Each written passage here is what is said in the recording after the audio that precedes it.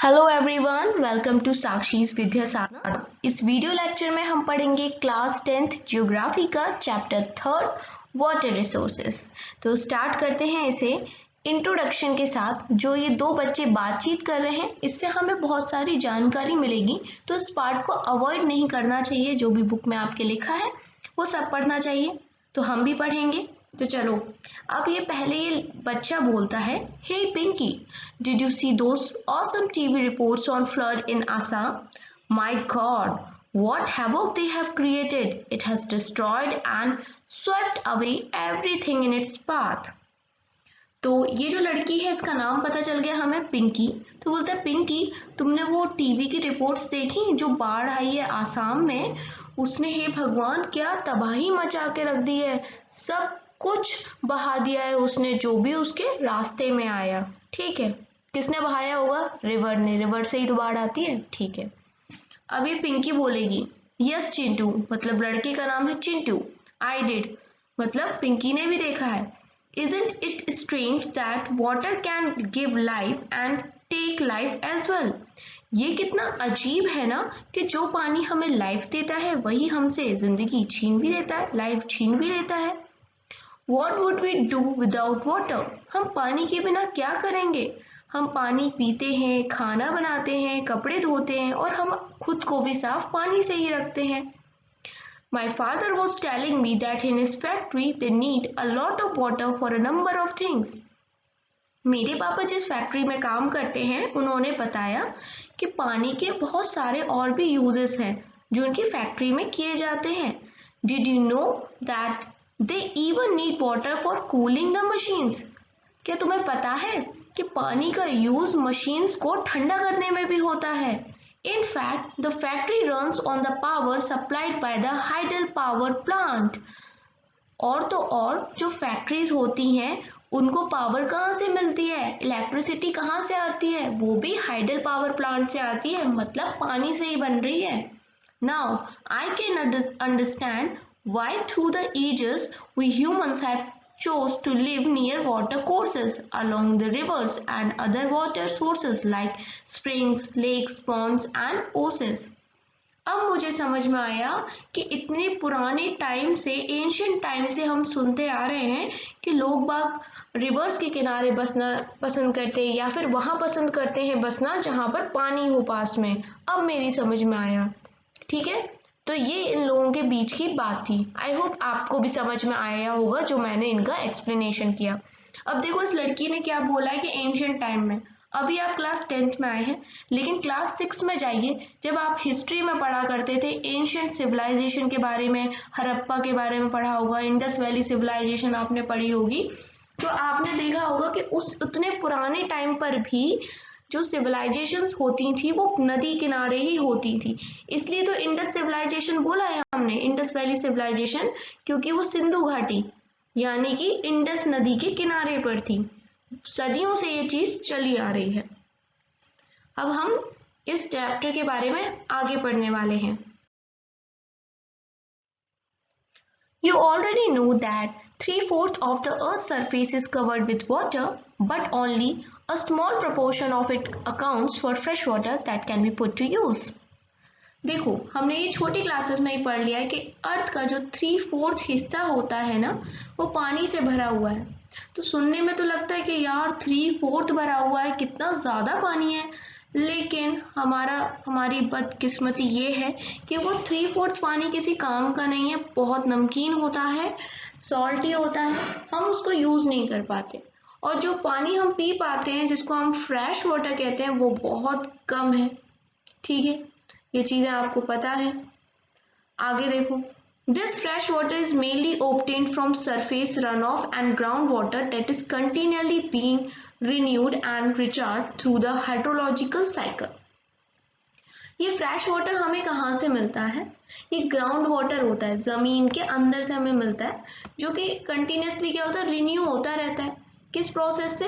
Hydrological cycle से। Ensuring that water is renewable resource. क्या है? वाटर एक रिन्यूएबल रिसोर्स है। लेकिन भाई ये रिन्यूएबल होता रहता है, तो अब आप ऐसा मत करा करो कि पानी को वेस्ट करो, क्योंकि इतनी जल्दी भी ये रिन्यू नहीं हो जाता है। ठीक है, कि आपने अगर एक बाल्टी पानी निकाला तो ग्राउंड वाटर में एक बाल्टी पानी रिन्यू हो गया तुरंत उसी टाइम, ऐसा नहीं होता है, बहुत टाइम लगता है इसको। इसलिए वाटर एक रिन्यूएबल रिसोर्सेज है, लेकिन उसके बाद भी इसकी कमी होती रहती है और बहुत ज़्यादा कमी हो रही है। आने वाले टाइम में हमें और भी ज़्यादा कमी देखने को मिलेगी, इसलिए हमें वाटर को एक लिमिट में यूज़ करना चाहिए, सेव करना चाहिए। ठीक है। You might wonder that if 3/4 of the world is covered with water and water is a renewable resource, then how is it that countries and regions around the globe suffer from water scarcity? Scarcity मतलब कमी। देखो मैंने आपको पहले ही बता दिया इसका answer. अब ये क्वेश्चन ये पूछा जा रहा है, जब पूरे वर्ल्ड में 3/4 वाटर है और वाटर एक रिन्यूएबल रिसोर्स भी है, मतलब दोबारा आ सकता है वो, तब भी हमने देखा है कि कंट्रीज में बहुत सारे इलाकों में, जैसे अपने राजस्थान ही ले लो, पानी कितनी कमी रहती है। क्यों? इसका आंसर मैंने आपको बता दिया। ठीक है, अभी बताया था, याद है तो कमेंट में बताओ कि इतनी जल्दी पानी रिन्यू नहीं होता और बहुत सारी जगह बारिश भी नहीं होती है सही तरीके से। और जो 3/4 की बात हम यहाँ क्वेश्चन में की जा रही है, वो 3/4 किसी काम का नहीं है। आगे देखो, why it is predicted that by 2025 nearly 2 billion people will live in absolute water scarcity। तो ऐसा क्यों प्रेडिक्ट किया गया है भाई, अनुमान लगा लिया कि 2025 तक ऐसा हो जाएगा? क्योंकि जिस तरीके से देखा जा रहा है, डेली रिपोर्ट्स आती हैं कि पानी की वहाँ इतनी किल्लत हो रही है, कमी आ रही है, ये वो, बारिश कम हो रही है, अर्थ का टेम्परेचर बढ़ता जा रहा है, तो हमें पता है इन फ्यूचर ये प्रॉब्लम्स आने ही वाली हैं। और बहुत सारे सर्वेस किए जाते हैं जिसके बाद इस तरह की चीजें बोली जाती हैं। Now water scarcity and the need for water conservation and management. देखो पानी की कमी है, अब पानी की कमी है और हमें पानी की ज़रूरत भी है, तो हमें क्या करना चाहिए? कंजर्वेशन करना चाहिए, एक मैनेजमेंट बिठाना चाहिए। ठीक है, कि हम कैसे पानी को यूज़ करें कि वो ख़त्म ना हो जाए। Given the abundance and renewability of water, it is difficult to imagine that we may suffer from water scarcity। देखो जिस तरह का हमने देखा है कि भाई हमारे अर्थ को तो ब्लू प्लेनेट कह देते हैं, क्योंकि पानी पानी है वहाँ पर, बहुत अबंडेंस है वाटर की, और रिन्यूएबल भी हो जाता है, दोबारा वाटर आ जाएगा हाइड्रोलॉजिकल साइकिल के माध्यम से। तो भी बहुत अजीब लगता है ये सोचना कि इतना पानी होने के बावजूद भी पानी की कमी आएगी। The moment we speak of water shortage, we immediately associate it with regions having low rainfall or those that are drought prone area। तो जब भी हम ऐसी चीजें सुनते हैं कि वाटर स्कार्सिटी होती है, तो हमारे दिमाग में आ जाते हैं वो रीजन जहाँ पर कम बारिश होती है, जैसे राजस्थान आ गया, या फिर ऐसे रीजन आ गए जहाँ पर भाई सूखा पड़ जाता है ना। We instantaneously visualize the deserts of Rajasthan, जैसा कि मैंने आपको बताया, तुरंत हमारे दिमाग में आ जाता है Rajasthan. And women balancing many matkas, जिसको हम कहते हैं मटका और अर्थन पॉट कहते हैं इंग्लिश में, use for collecting and storing water and travelling long distance to get water. तो जब भी हम ऐसे सूखे की बातें करते हैं, पानी की कमी बात करते हैं, तो हमें दिमाग में इमेज आ जाती है राजस्थान की, रेगिस्तान से दिखने लगता है, और औरतें दिखती हैं वहाँ की ट्रेडिशनल ड्रेस में, जो कि एक के ऊपर मटका, हाथ में मटका, साइड में मटका लेके जाती हैं किलोमीटर्स तक, ताकि वो पानी भर के ला सकें। तो ये हमारे दिमाग में एक इमेज आ जाती है। वेल ये सच बात है, ऐसा होता भी है। The availability of water resources varies over space and time. तो जो ये वाटर रिसोर्स हैं, देखो अलग अलग समय में और अलग अलग जगह पे अलग है। कहीं पानी थोड़ा सही है अभी लेवल पानी का, कहीं बहुत ज़्यादा नीचे गिर चुका है, mainly due to variations in seasonal and annual precipitation. और इसका रीज़न क्या है कि कहीं बारिश ज़्यादा होती है, कहीं बारिश कम होती है। बट वाटर स्कार्सिटी इन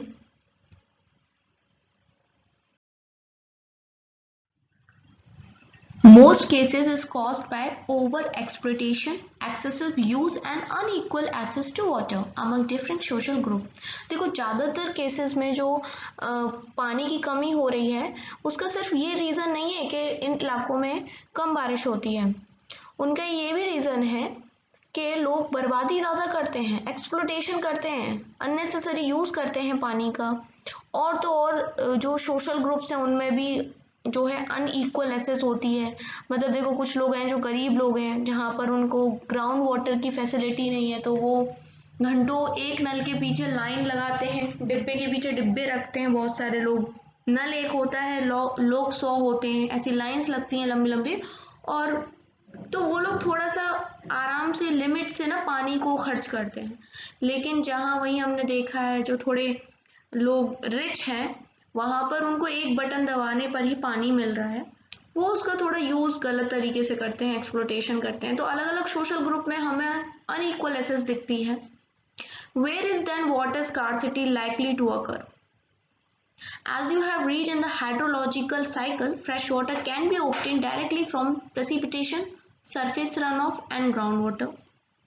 देखो, तो फिर मतलब जब हमने ये पढ़ा है कि हम हाइड्रोलॉजिकल साइकिल के थ्रू फ्रेश वाटर को डायरेक्टली प्रेसिपिटेशन से यानी बारिश वगैरह से निकाल सकते हैं, ग्राउंड वाटर के थ्रू निकाल सकते हैं, तो फिर हमें ये स्कार्सिटी क्यों देखने को मिलती है पानी की? वैसे आप पीछे देख लो, ये सूखा पड़ने की वजह से मिट्टी इस प्रकार की हो गई है, ये सूखा पड़ गई है, इसलिए देखो कैसी फटी फटी सी हो गई है। ऐसी आपकी स्किन हो जाती है ठंड में अगर आप मॉइस्चराइजर नहीं लगाते, और उसी प्रकार से ये मिट्टी हो गई है। Is it possible than an area और region may have ample water resources but is still facing water scarcity? क्या ऐसा हो सकता है कि किसी रीजन में बहुत सारे स्रोत हो, सोर्सेज हो पानी के, मतलब पानी की कमी ना हो, लेकिन लोग फिर भी पानी की कमी महसूस कर रहे हैं, मतलब उन तक पानी नहीं पहुंच रहा? क्या ऐसा हो सकता है? देखो, many of our cities are such examples, बहुत सारी ऐसी सिटीज है जो इस चीज का एग्जाम्पल है। दस water scarcity may be an outcome of large and growing population and water everywhere, not a drop to drink. ये वही वाली बात हो गई कि वाटर हर जगह है, लेकिन हमारे पास पीने के लिए एक बूंद भी नहीं है। चलो पहले इस चीज को ही खत्म कर लेते हैं। देखो, रिसोर्सेज जितने होने चाहिए हमारे पास उतने हैं, लेकिन अब पॉपुलेशन इतनी बढ़ती जा रही, डिमांड बढ़ती जा रही, पॉपुलेशन बढ़ती जा रही है, तो वो अब जितने ज्यादा लोग होंगे उतना ज्यादा उनको पानी लगेगा इस्तेमाल करने में। लेकिन हमारे पास तो एक लिमिटेड रिसोर्सेस थे ना, वो पर्याप्त थे हमारे लिए, जितने हमें चाहिए थे, लेकिन पॉपुलेशन क्या है, वो खत्म ही नहीं हो रही, बढ़ती जा रही है, कम नहीं हो रही, बढ़ती जा रही है, तो इसलिए हमें कमी देखने को मिलती है पानी की। अब देखो, चलो इसको पढ़ लेते हैं। Water water everywhere not a drop to drink, मतलब हर जगह पानी पानी है, तभी तो हम ब्लू प्लेनेट कहते हैं अर्थ को, लेकिन पीने के लिए एक बूंद नहीं है।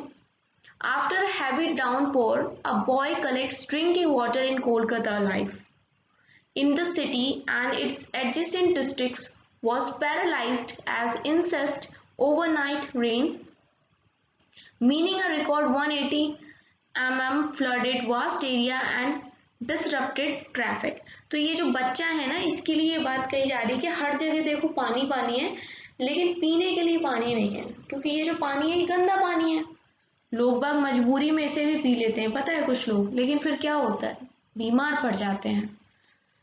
तो हर जगह पानी है लेकिन पीने के लिए पानी नहीं है, कितनी बड़ी दुविधा है। अब ये देखो दूसरी पिक्चर में, a Kashmiri earthquake survivor carries water in the snow in a devastated village. अब बताओ, इतनी ठंड में वो पानी लेके जा रही है, आफ्टर ऑल ये पानी देखने जम ही गया होगा।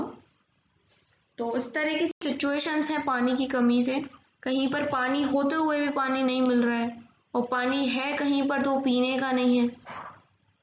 तो हमें पानी को बचाना है। आगे और देखते हैं क्या दिया हुआ चैप्टर में।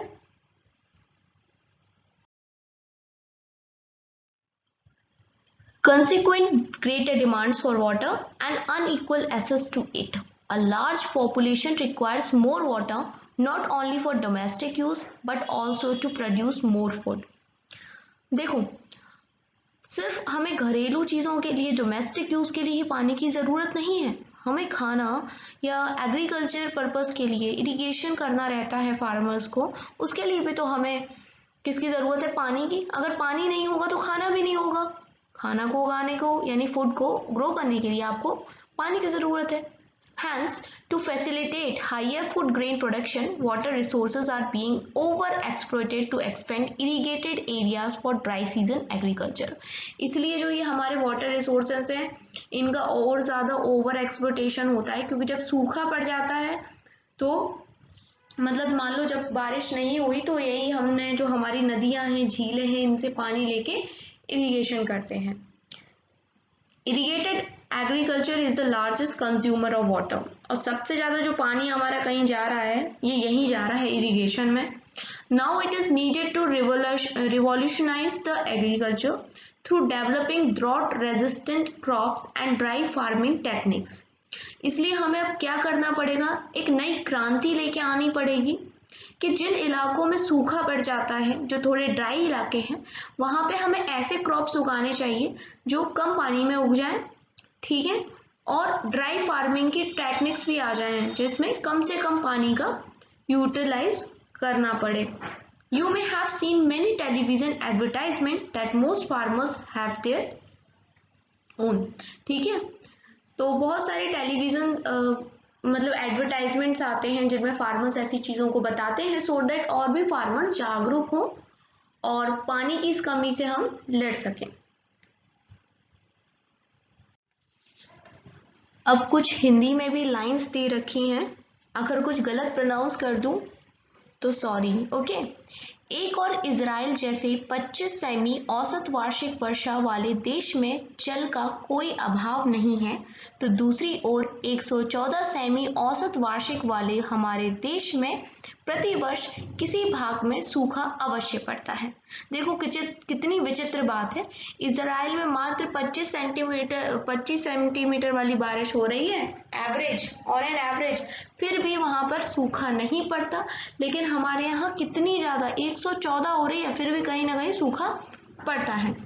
देश में जल की उपलब्धता और उसके स्वरूप के अनुसार समुचित जल प्रबंधन न होने के कारण ही वर्षा का जल नदी नालों में तेजी से बहकर समुद्र में चला जाता है। क्योंकि देखो हमारा जो मैनेजमेंट सिस्टम है वो ज्यादा अच्छा नहीं है, इसलिए अगर बारिश हो भी जाए तो वो पानी वहां रुकता नहीं है और नदी नालों के थ्रू वो ओशियंस में या समुद्र में मिल जाता है, और एक बार अगर वो ओशियन और समुद्र में मिल गया तो वो तो खारा हो गया, किसी काम का रहा नहीं, जिससे वर्षा के बाद के लगभग 9 महीने देश के लिए पानी की कमी के होते हैं। यही मूल कारण है देश में जलीय अभाव के, जिससे हम उचित प्रबंधन के द्वारा ही नियंत्रित कर सकते हैं। और यही प्रॉब्लम्स है, अगर हमारे मैनेजमेंट अच्छे होंगे, वाटर को कंजर्व करने के तरीके सही रहेंगे और सब इसका पालन करेंगे। क्यों? क्योंकि अक्सर हम लोग बना तो देते हैं बहुत सारे रूल्स एंड रेगुलेशंस, लेकिन लोग फॉलो नहीं करते, तो फॉलो करना भी उतना ही जरूरी है। इसलिए लोगों को जागरूक होना पड़ेगा, कीमत समझनी पड़ेगी पानी की। अब देखो ये पिक्चर जो है, लोग कितनी लंबी लाइन लगा के खड़े हैं। आज आपके पास भले पानी है, जितने भी आप लोग वीडियोस देख रहे हो, ठीक है, लेकिन ये कंडीशन है, ये बहुत जल्द हमारे तक भी आ जाएगी अगर हम इसी तरीके से पानी को बर्बाद करेंगे। अब पीछे का बैकग्राउंड देखो, जो मैं ये लगा रखा है, सूखा सा पेड़ है, पत्थर ही पत्थर दिख रहे हैं, कितना बेकार लग रहा है ये। अगर इसी की जगह ये हरे भरे पेड़ होते, फूल उग रहे होते, तो हमें बहुत अच्छा लगता। तो इसलिए पानी को हम बचाएंगे और आप भी बचाएंगे, क्योंकि आप सब बहुत इंटेलिजेंट हैं। Farmers have their own wells and tube wells in their farms for irrigation to increase their produce. Farmers अपने प्रोड्यूस को बढ़ाने के लिए क्या करते हैं कि अपने फार्म्स में कुएं वगैरह लगा देते हैं। लेकिन क्या आप सोच सकते हैं कि ये जो अपने अपने गांव में वेल्स लगा रहे हैं, ट्यूबवेल्स लगवा रहे हैं, तो इसका क्या रिजल्ट निकलेगा? देखो इससे क्या होगा कि जो हमारा ग्राउंड वाटर है उसका लेवल घटेगा, क्योंकि कहीं ना कहीं पानी की बर्बादी होगी। जब अपने ही हमारे खुद के खेत में पानी है, तो जब चीज होती है ना इंसान के पास, तो वो लापरवाही से उसको यूज करता है, तो ग्राउंड वाटर क्या होगा, फॉल होगा, डाउन हो जाएगा, और बहुत गंदा अफेक्ट होगा इसमें वाटर की अवेलेबिलिटी में और food security of the people में। क्योंकि अगर पानी कम होगा भैया, तो फिर खाने की भी दिक्कत आ जाएगी। Post independent India witnessed intensive industrialisation and urbanisation. देखो पोस्ट इंडिपेंडेंट इंडिया मतलब 1947 में जब हमें आज़ादी मिली, तो उसके बाद इंडिया ने क्या देखा कि इंडिया के अंदर इंडस्ट्रियलाइजेशन किया गया, क्योंकि जो अंग्रेज हमें छोड़ के गए थे वो तो बिल्कुल बर्बाद करके गए थे। अब हमें खुद को सक्षम बनाना था, तो हमने इंडस्ट्रीज लगाना शुरू किया, शहरीकरण किया, गाँव से निकल के हमने शहरों की को स्टैब्लिश किया, है ना। अर्बनाइजेशन मतलब शहरीकरण, creating vast opportunity for us, और इससे लोगों को रोजगार तो मिला ही। Today large industrial houses are as commonplace as the industrial units of many MNCs। MNCs होता है मल्टीनेशनल कॉरपोरेशंस और कंपनीज कह सकते हैं। तो बहुत सारी मल्टीनेशनल कंपनीज जो होती हैं वो अब इंडिया में भी हैं। The ever increasing number of industries have made matter worse by exerting pressure on existing freshwater resources। इतनी सारी इंडस्ट्रीज लगने की वजह से भी एक प्रेशर पड़ा हमारे फ्रेश वाटर पर। Industries apart from being heavy user of water also require power to run them। देखो इंडस्ट्रीज में पानी तो लगता ही है चीज़ों को करने के लिए, पानी का यूज़ तो वो करते ही हैं, साथ के साथ इलेक्ट्रिसिटी की भी ज़रूरत होती है मशीन्स को चलाने के लिए कंपनी में। तो वो जो इलेक्ट्रिसिटी है वो पानी से बनाते हैं, तो वहाँ भी पानी का यूज़ कर रहे हैं। Much of this energy comes from hydro electric power. तो हाइड्रो इलेक्ट्रिक पावर वही होती है जो पानी से बिजली हम बना रहे हैं। Today in India hydro electric power contributes approximately 22% of the total electricity produce. तो आपकी बुक के अकॉर्डिंग जिस टाइम ये लिखी गई होगी, पब्लिश की होगी, तब 22% था। आई एम श्योर कि अब ये जो परसेंटेज है थोड़ा बढ़ ही गया होगा। More over multiplying urban centres with large and dense population and urban lifestyles have not only added to water and energy requirements but have further aggravated the problem।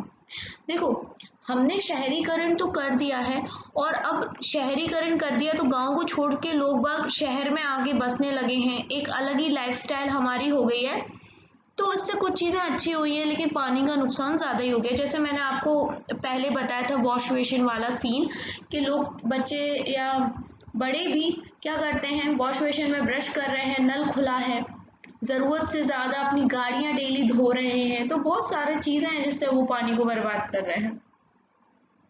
If you look into the housing society or colonies in the city, you will find that most of these have their own groundwater pumping devices to meet their water needs।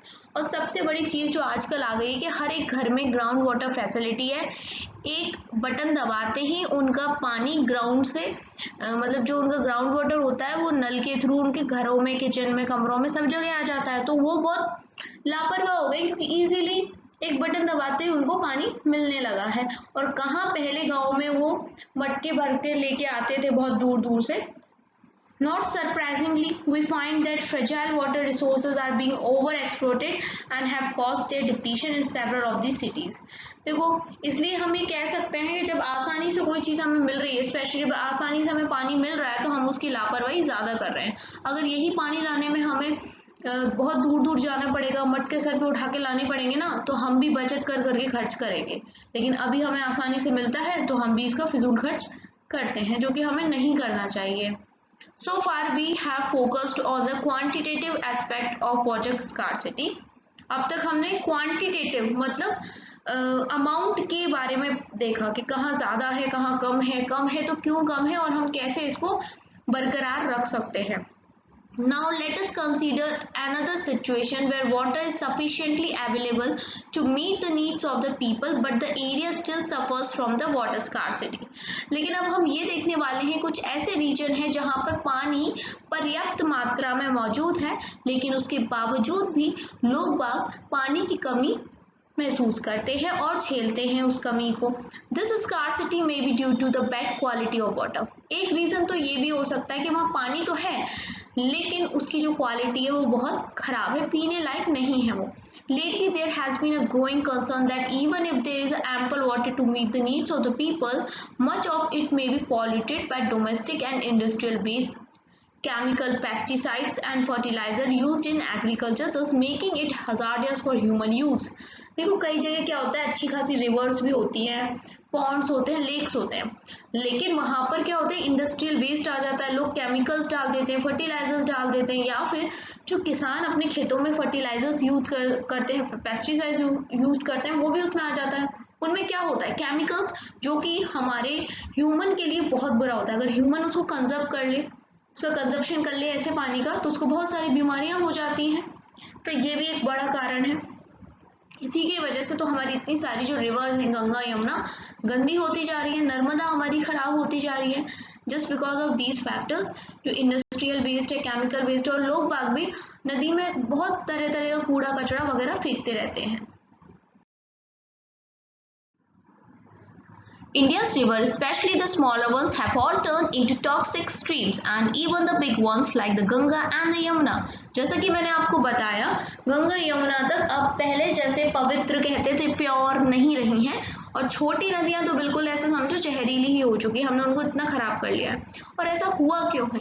क्योंकि agriculture में modernisation आ गया। पहले लोग बाग इतने chemical pesticides और fertilisers का use नहीं करते थे, सिंपल खाद का यूज करते थे, लेकिन आजकल लोग फार्मिंग में भी केमिकल्स यूज करते हैं, ठीक है। और अर्बनाइजेशन हो गया, लोग मॉडर्न होने लगे हैं, फालतू की केमिकल चीज़ों का यूज करने लगे हैं, और नदी में भी पता नहीं क्या क्या फेंकते हैं वो। और इंडस्ट्रियलाइजेशन हो रहा है, इंडस्ट्रीज से जो भी वेस्ट निकल के आता है वो जो पूरा कहाँ जाता है, वो नदियों में जा रहा है। केमिकल वेस्ट होता है, उसमें 10 प्रकार के केमिकल्स होते हैं जो हमारे इस रिवर सिस्टम को खराब कर रहे हैं। This entire life stands threatened, और ये बहुत ही ज़्यादा खतरनाक चीज़ है हमारे लिए। You may have already realized that the need of the hour is to conserve and manage our water resources, to safeguard ourselves from health hazards, to ensure food security। देखो, आपने अभी तक जितना भी पढ़ा, आप ये समझ गए हैं कि हमें वाटर के जो भी रिसोर्सेज है हमारे पास, उनको कंजर्व करना है और मैनेज करना है, सही तरीके से उनका यूटिलाइजेशन करना है, ताकि कहीं पर भी कमी ना हो और फ्यूचर के लिए बचे रहें। हमें क्या करना है? खुद को बचाना है। जो हेल्थ हैजार्ड्स हो रहे हैं, गलत पानी आप पी रहे हो तो बहुत सारी आपको प्रॉब्लम्स हो सकती हैं, उनसे हमें बचना है। फूड सिक्योरिटी होनी चाहिए, continuation of our livelihoods and productive activities होना चाहिए, रोजगार होना चाहिए हमारे पास। And also prevent degradation of our natural ecosystem. जो बर्बाद होता जा रहा है हमारा नेचुरल इकोसिस्टम, उसे भी हमें बचाना है। Over exploitation and mismanagement of water resource will impoverish this resource and cause ecological crisis that may have profound impact on our lives। और अगर हम इसी प्रकार से मतलब एक्सप्लोटेशन करते रहेंगे, मैनेज नहीं करेंगे, मिसमैनेजमेंट होगा रिसोर्सेज का, तो फिर इकोलॉजिकल क्राइसिस आ जाएगी, और जिसका प्रभाव रिसोर्सेज तो खराब होंगे ही होंगे, लेकिन हमारी लाइफ्स पे भी आएगा। इसलिए इट इज़ बेटर कि हम अपने रिसोर्सेज को कंजर्व करें, अच्छे से मैनेज करें, और ये किसी एक के करने से नहीं होगा। हाँ, शुरुआत हमें खुद से करनी होगी, शुरुआत एक से होगी, लेकिन मिल के करना होगा। पहले आप समझिए और अपने घर में समझाइए, फिर अपने नेबर्स को, और जो भी आपको मिले आप उसको ये चीज़ें समझाइए कि हमें रिसोर्सेज को बचाना है। ठीक है, अब मिलेंगे पार्ट 2 में। तब तक के लिए bye bye, take care, thanks for watching Sakshi's Vidya Sadhana.